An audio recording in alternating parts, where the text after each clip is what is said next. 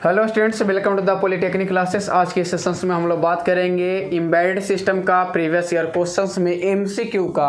आपको बता दें कि एक ईयर में 2 एग्जाम हुआ था, जिसमें सबसे पहला सिलेबस चेंज होने के बाद जो क्वेश्चंस पूछा गया था उस क्वेश्चंस की बात करेंगे। उसमें टोटल 20 क्वेश्चंस में देखेंगे कि कौन सा क्वेश्चंस का क्या आंसर होने वाला है।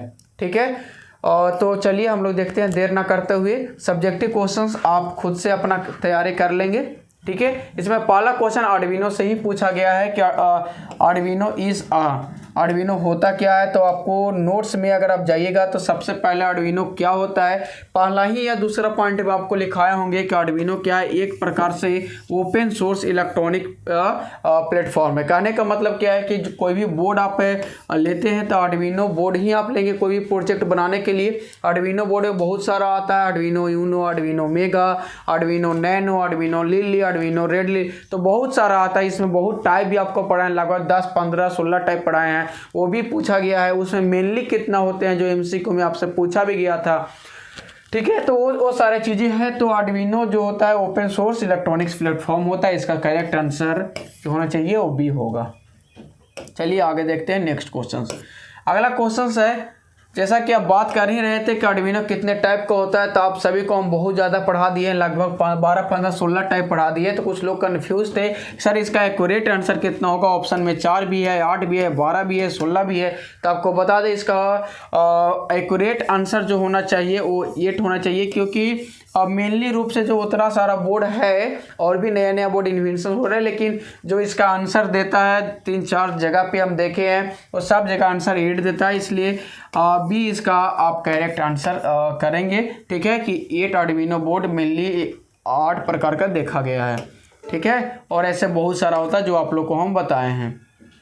आगे है कि what language Arduino IDE built on, यानी आर्डिनो आईडीई क्या है, तो इंटीग्रेटेड डेवलपमेंट इन्वायरमेंट है। ये प्रोग्रामिंग है, जैसा कि आप लोग को पता है। ठीक है, अब ये प्रोग्राम है तो ये किस फॉर्म में रहता है ये आपको देखना है। तो आपको बता दें आर्डिनो आईडीई जो हम लोग बिल्ड करते हैं वो जावा के फॉर्म में होता है, जो लिखते हैं। तो पहले C++ इसमें भी लिखा जाता था। ठीक है, तो इसको लिए जावा आपको करेक्ट आंसर बनाना है। Option number A is a correct answer. चलिए आगे। ऐसे पाइथन में भी उसका है, ऐसा नहीं है, लेकिन मोस्ट अप्रोप्रिएट आंसर हमारा चूज करना होता है तो जावा होगा। ठीक है, आर्डिनो आईडीई में जो फंक्शन होता है तो 2 फंक्शन मेन आपको सेटअप ऑफ लूप के बारे में बताए होंगे। ठीक है, जहाँ पे प्रोग्रामिंग आपको बता रहे होंगे वहाँ पे ये चीज़ें हम बताए थे। अपने नोट्स कॉपी में ओपन करके देखना कि आर्डिनो आईडीई का पूरा चीज़ें जब एक एक की स्टेप हम बताए थे 5-6 स्टेप में, उसके बाद ये सारा कुछ हम बताए थे। ठीक है, तो 2 फंक्शंस के बारे में आपको हम बताए हैं। ठीक है, नोट्स में देखना लिखा होगा। आगे है कि कौन सा सॉफ्टवेयर जो होता है upload the Arduino sketch on the board, यानी कहने का मतलब है कि विच सॉफ्टवेयर, कौन सा सॉफ्टवेयर को यूज करते हैं upload the Arduino sketch. Arduino sketch का मतलब वही है कि प्रोग्राम को अपलोड, जैसे कि कोई प्रोग्राम हम लिखे हैं उस प्रोग्राम को बोर्ड में अपलोड करने के लिए। जैसे कि ये लैपटॉप में हम क्या लिखे हैं, ये लैपटॉप में प्रोग्राम लिखे हैं और ये हमारा बोर्ड में क्या करना, अपलोड करना है। तो ये अपलोड करना है, तो ये जो अपलोड करते हैं किस सॉफ्टवेयर के आधार पे, तो AVR टुडे, यानी इस फॉर्म में हम लोग करते हैं। इसका मतलब पूरा होता है AVR डाउनलोडर अपलोडर। ठीक है ना, यानी प्रोग्राम का अपलोड करना, डाउनलोड करना, यही मेन रूप से काम है। इसी सॉफ्टवेयर को नाम दिया गया, ये आप भी यूज कर सकते हैं, ये ओपन सोर्स से भी है। चलिए आईडीई भी आपको आसानी से सॉफ्टवेयर मिल जाएगा। ठीक है, आगे है माइक्रो कंट्रोलर आर्डिनो यूनो। जैसा ही आप लोग को हम आर्डिनो का इंट्रोडक्शन दे रहे थे तो आर्डिनो यूनो का रेफरेंस लेकर के चले थे कि आर्डिनो यूनो कौन है, 8 मेगा और 328P। ठीक है, तो ये भी है। अब P का मतलब यहाँ पे पिको पावर है। आगे ये चीज पूछा भी गया है। ठीक है ना, तो इसका आंसर हो जाएगा आपका D is a correct answer. सब सीधा सीधा पूछा हुआ है, अपने नोट्स में देखेंगे तो सारा कुछ मिल जाएगा। ठीक है, इसमें पूछा है कि 8 मेगा P, इसमें ये जो P जो वर्ड लिखा है, P का मतलब क्या है, तो P का मतलब क्या होता है, पावर, पिको पावर होता है। तो ये ध्यान में रखना, ऑप्शन नंबर डी इसका भी करेक्ट आंसर है। चलिए आगे क्वेश्चन देखते हैं। Question number next 8।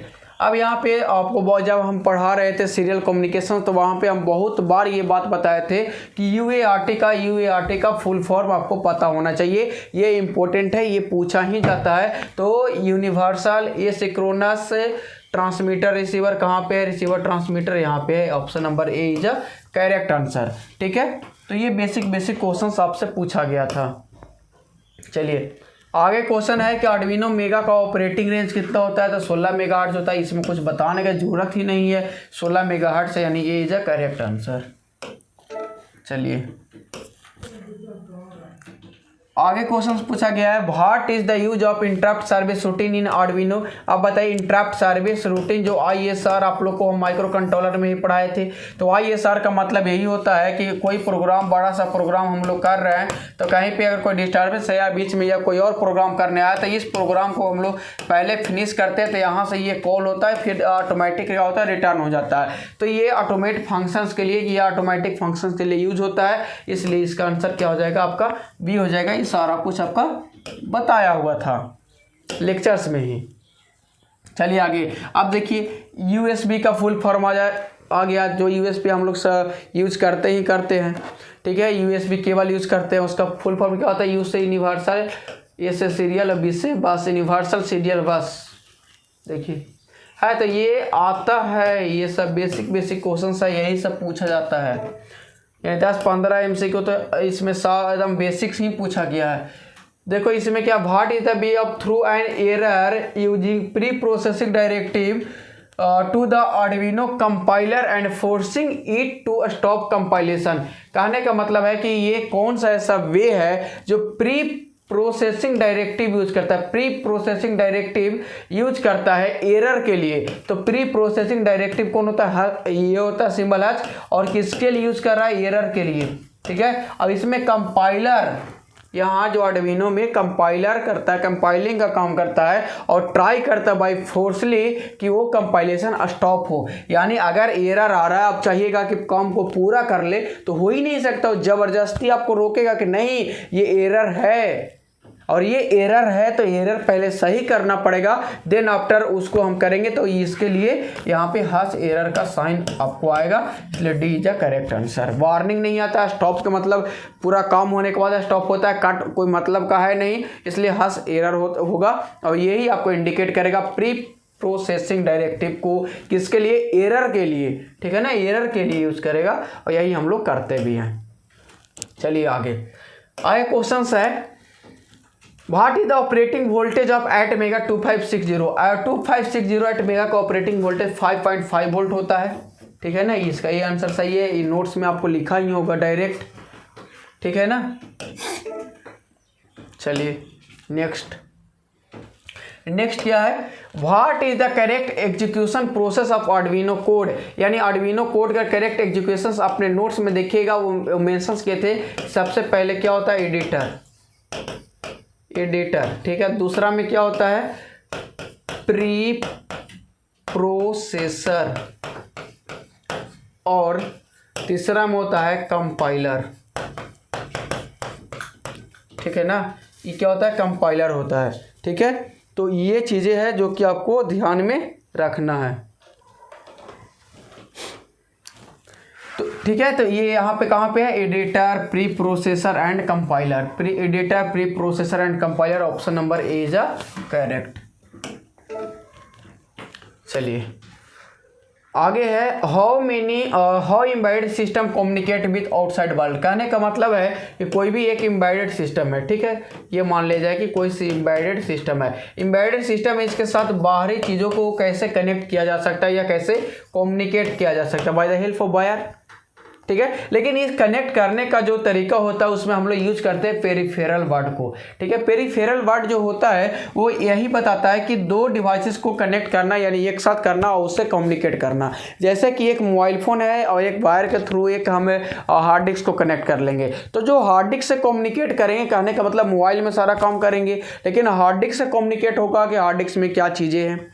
उसी तरीक़े से लैपटॉप है, अब लैपटॉप है, इधर आर्डुइनो बोर्ड है। ठीक है, उससे कनेक्टेड बात करना कि इसकी कौन कौन से प्रोग्राम इस बोर्ड में अपलोड है या अपलोड करना है।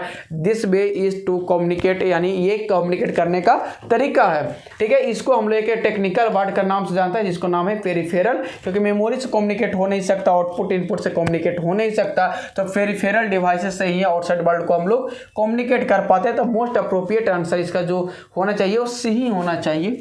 ठीक है, बाकी आप लोग देख लीजिएगा। आगे है कि identify the standard software, identify the standard software that can be reused in a embedded system. कहने का मतलब है कि ये 4 ऑप्शंस आपके पास दिया गया है, इसमें आइडेंटिफाई करना है, आपको पहचानना है।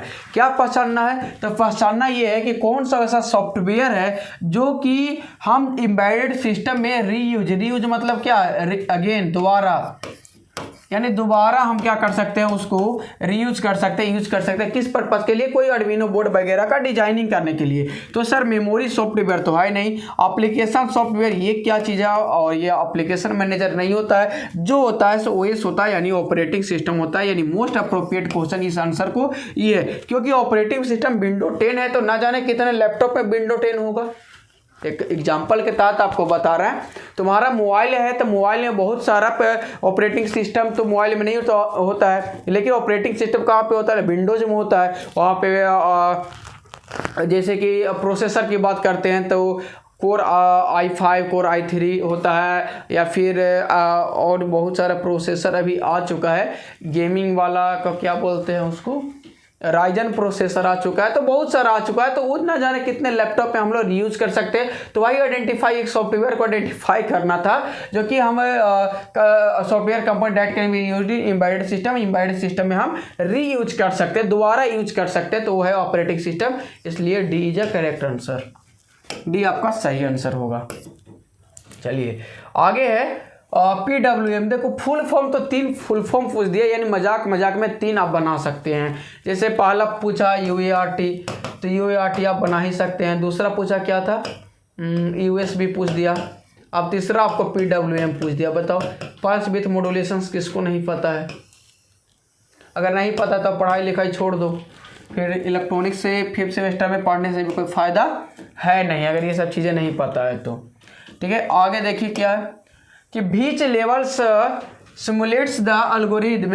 देखो आधा क्वेश्चन का जो आंसर होता है ना, आधा क्वेश्चन का जो आंसर होता है वो क्वेश्चन में छिपा होता है। देखो क्या कर रहा है, which level simulates the algorithm that can use with in the embedded system. कहने का मतलब कि कौन सा ऐसा लेवल है जो एल्गोरिथम को सिमल्टेनियस करने का मतलब कैलकुलेशंस के लिए हम लोग यूज करते हैं एम्बेडेड सिस्टम में। तो ये तो एल्गोरिथम लेवल ही है ना। देखो तो यहाँ से अगर देखो तो यहाँ पे लेवल है, यहाँ पे एल्गोरिथम है, इसी लेवल को तो हम लोग यूज करते हैं। ठीक है, इसका मोस्ट अप्रोप्रिएट आंसर आपका सी हो जाएगा। चलिए आगे क्वेश्चन है, ये बेसिक सा क्वेश्चन है। क्वेश्चन है which model is use to denote the Boolean function. अब बुलियन फंक्शन आप कहाँ पे पढ़े होंगे? तो 3rd सेमेस्टर में डिजिटल इलेक्ट्रॉनिक्स। ठीक है, डिजिटल इलेक्ट्रॉनिक्स में चीज़ बताया गया होगा कि बुलियन फंक्शन को यूज करने के लिए, डिनोट करने के लिए कौन सा मॉडल यूज करते हैं? तो एम्बेडेड सिस्टम में जो मॉडल यूज होता है वो गेट लेवल मॉडल यूज होता है, क्योंकि चेंज कुछ होता नहीं है। जो यहाँ पे पढ़े तो वही गेट लेवल और गेट एंड गेट ये सब पढ़े, तो उसी हिसाब से यह सारा कुछ यहाँ जो डिनोट करते हैं उसी लेवल का यहाँ पे डिनोट किया जाता है और उसी मॉडल का यूज करते हैं हम लोग। आगे लास्ट क्वेश्चन है, what is the following function can interpret the data in C language. C language data interpret करने के लिए तो स्कैनएफ जो डेटा होता है स्कैन करता है, ये क्या होता है? इनपुट होता है। ये क्या होता है? इनपुट होता है। Interpret the data in scan, what is the following function can interpret data in C language. तो हमें लगता है कि प्रिंटफ और स्कैनएफ दो ही तो सी लैंग्वेज में होता है, बाकी तो कुछ होता है ना। स्कैनएफ ही सही है, स्कैनएफ ही देख लेना। ऐसा तुम लोग देख लेना, मेरे अनुसार बी है। अगर कुछ वैसा हो तो हम चेंज करवा देंगे। ठीक है, चलो ठीक है। तो इस वीडियो के लिए इतना ही, मिलते हैं हम लोग अगले वीडियो में, और एक और ईयर का क्वेश्चंस आपके सामने होगा। ठीक है, तो अगले वीडियो में वो चीज़ को क्लियर करेंगे। इस वीडियो के लिए इतना ही, थैंक यू।